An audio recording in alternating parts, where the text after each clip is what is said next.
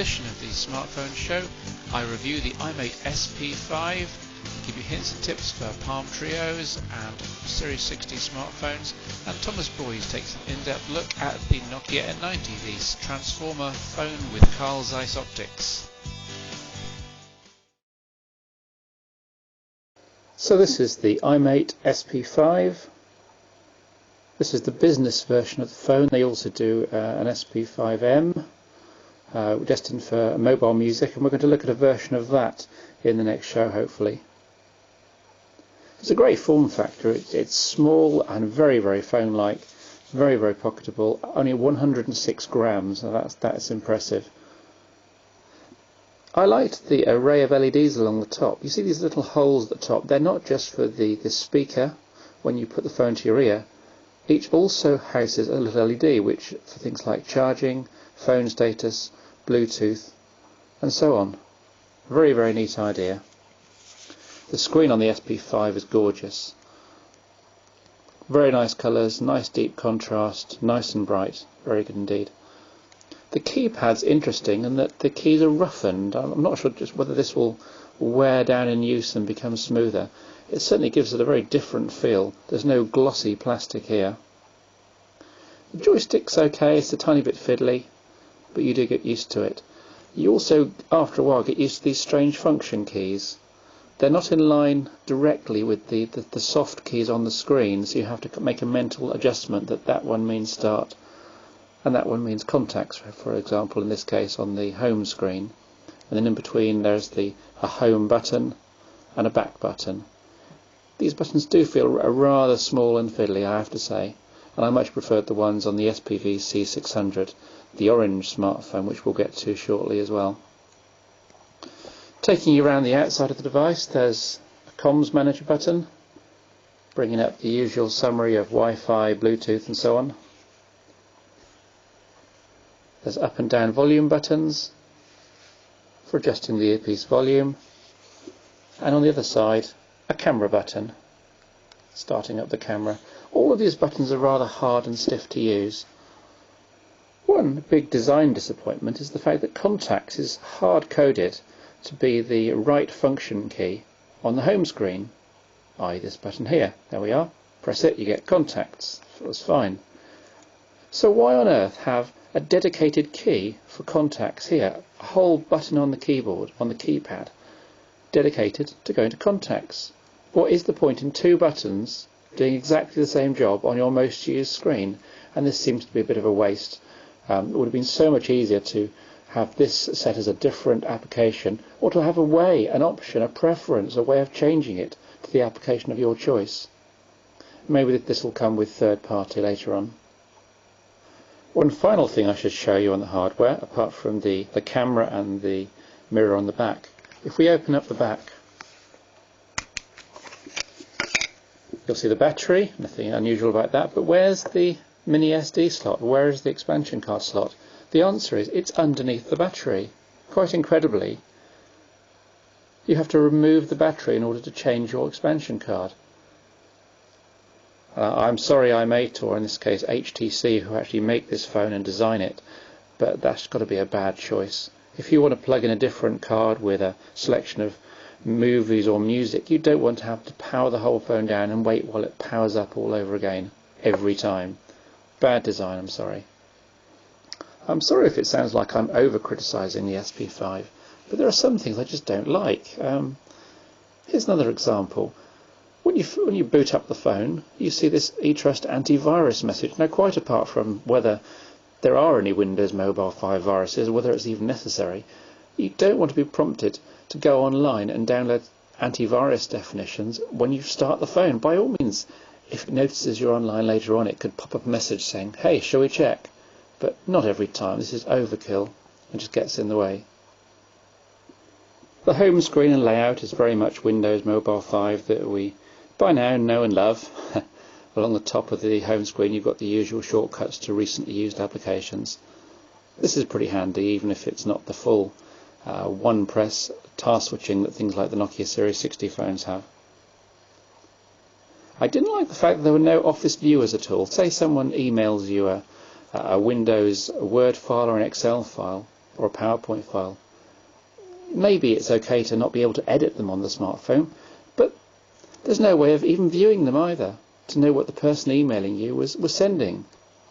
There's not even a notes application or a jotter or some way of getting down text, an idea that you have, so that you can sync it across to your PC later, short of entering data in a to-do or a calendar item.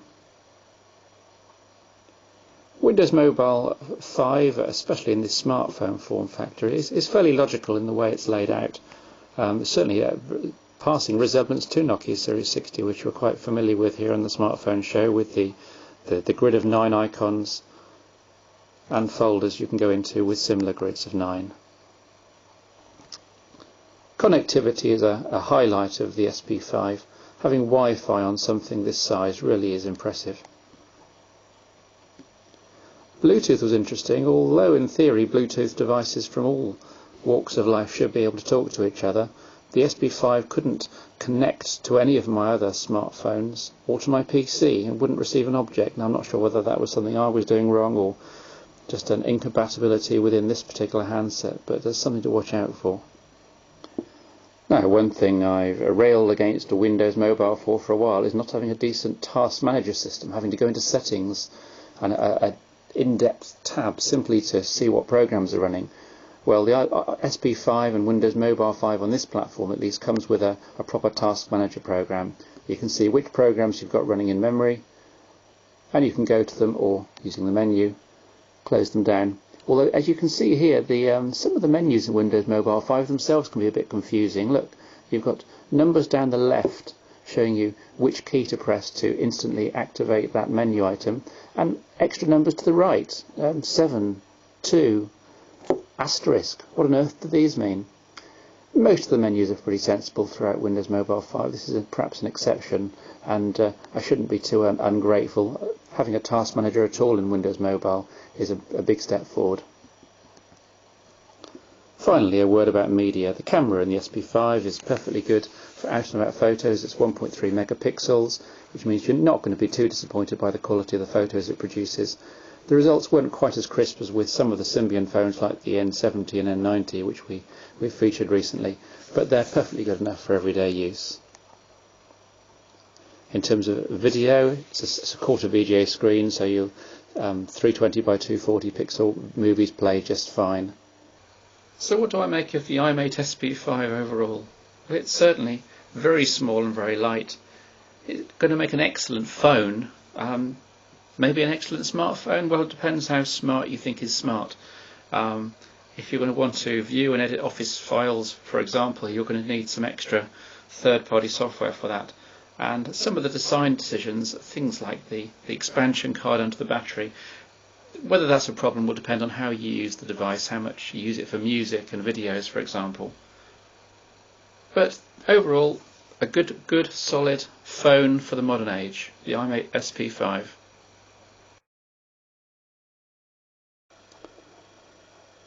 On the Treo 600 and Treo 650, a common requirement is entering an underscore character, particularly into email addresses and so on. Now, on the Treo's keyboard, nowhere will you see an underscore character, not even with the shifted keys.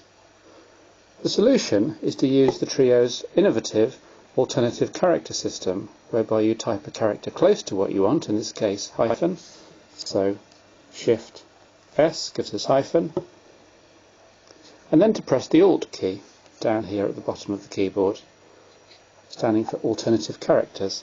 Up on the screen you can then see a number of variations on the hyphen, underscore, wavy line theme. You simply pick the one you want and press enter.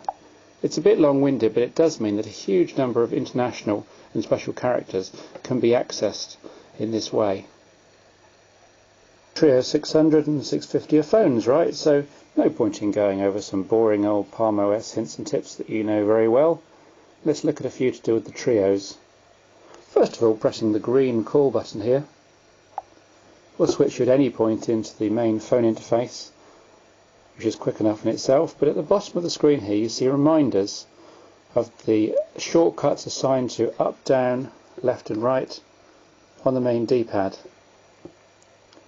Now, assuming that you want to switch these to your own applications for extra quick switching, press Menu, go to Options and Display Preferences, and you'll see you can change each of the directions, including the center press, to do any common operation or switch to any application. Notice, by the way, that I'm not using the stylus here, or even my finger. By using the up and down and left and right on the D-pad on almost every screen, every dial on the Treo, you can maneuver this blue highlight around. That's the focus, and when the focus is on a particular item, pressing enter will then action it and give you the appropriate choices. In this way you don't have to keep getting your stylus out or using your grubby finger on the screen. Something else that may surprise you, especially if you've used Palm OS devices in the past, is the tip system built into every Treo. If you press Menu and look on the Options menu in most applications, you'll see there's a new menu item, Tips. There's no shortcut keystroke to it, but once you're in, you'll see that it contains anything from a couple to over a dozen tips specifically to do with the application you're in. Here we're looking about tips in the main phone application. Again, notice I'm moving the highlight around using the D-pad, not just tapping with my stylus. But if I switch to, for example, messaging, again, let's look for tips. Again, under Options, and you'll see tips specifically to do with messaging. Here's a good tip for any owners of Series 60 smartphones out there. Here's the standard Nokia Screen Saver when your screen's not backlit after you haven't been using the phone for a few minutes. It's just a strip of black.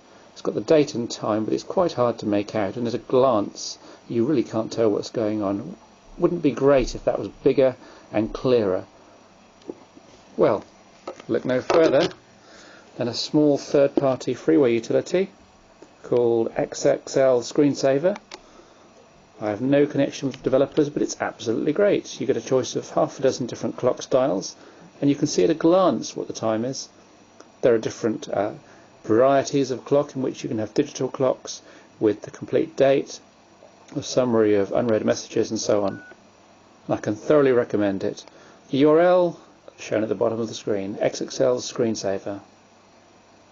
Staying with Series 60, you may recall from other Series 60 tips pages that on the main applications or menu screen, the grid of 9 icons matches exactly to the grid of 9 keypad and numeric keys.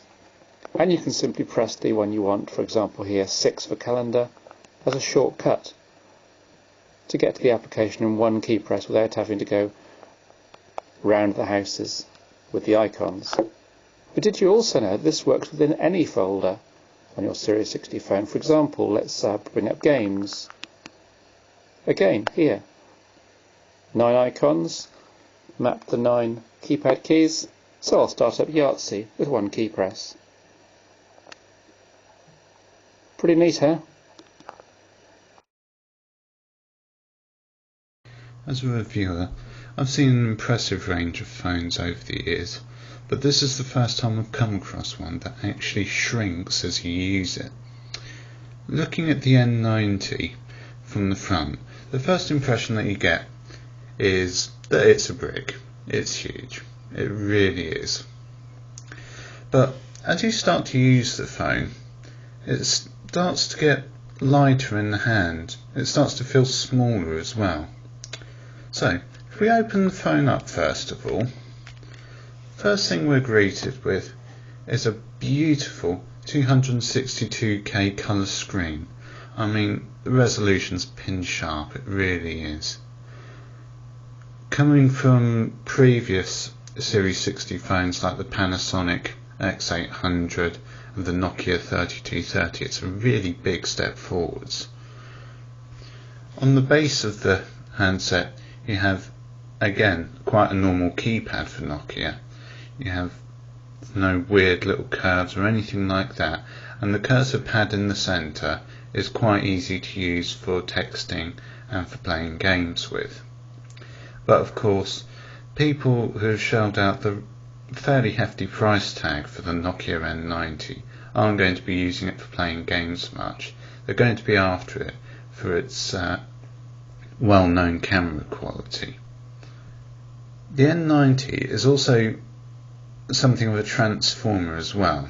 Basically, it can change its shape into 3 different modes depending on how you want to use it. So the standard phone layout is just like any other clamshell device really. First, imaging mode allows you to not only record video, but it also allows you to capture images as well. Now, it may just be the way that I've got it set up at the moment, but I find that the image taking when it's in its sort of camcorder mode is a lot sharper than it is when it's in the camera mode. To change it into the camera, turn the screen back and turn the lens so that it faces away from you. So we move in, we can see a series of icons along the top giving you a range of options that you can use to adjust the camera quality and picture quality. These are navigated through using a joystick on the top of the device there, and you can use it to zoom in on something and zoom out.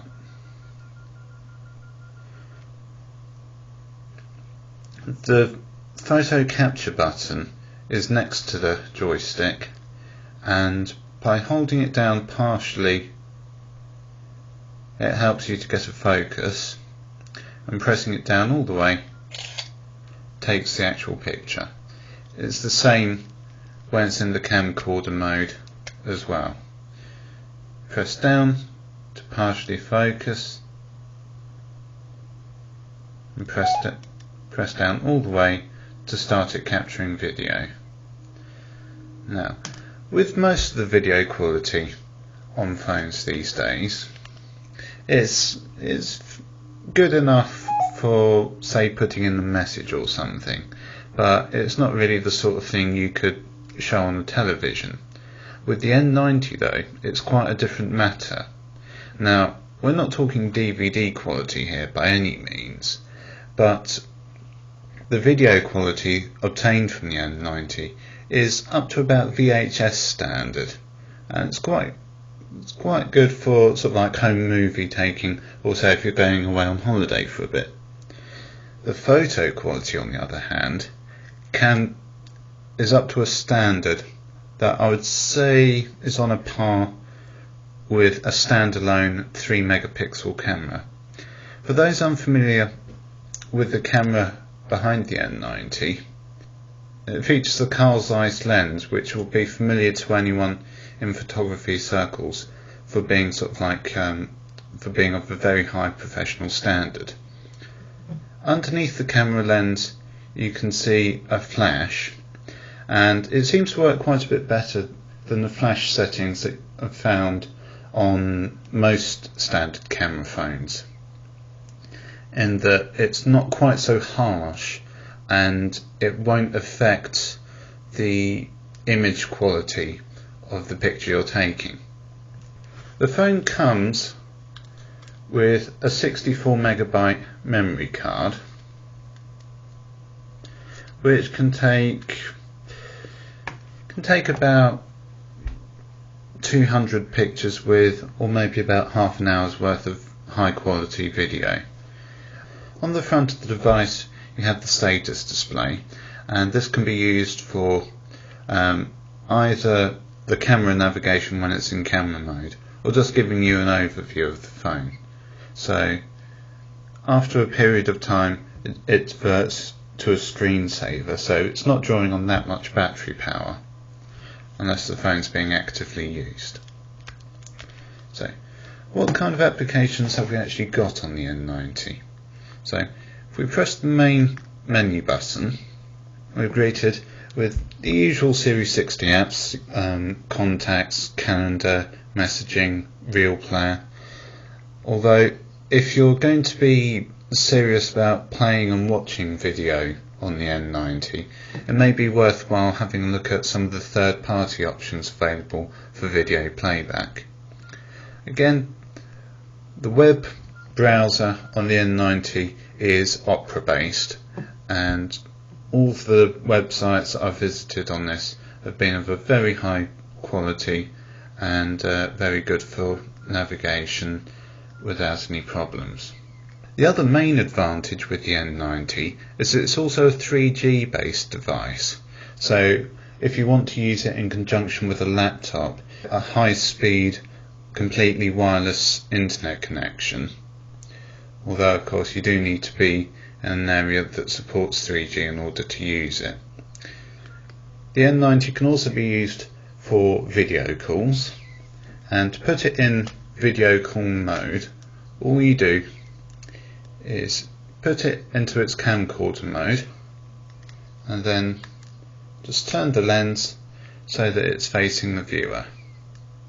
And so if we look up at it there, so now the good thing about the N90 is that on the top of the clamshell you have two navigation buttons which can either take you quickly into the photo and video gallery, or you have the main menu and options button on the base here, so you can use that for playing slideshows and just general navigation there.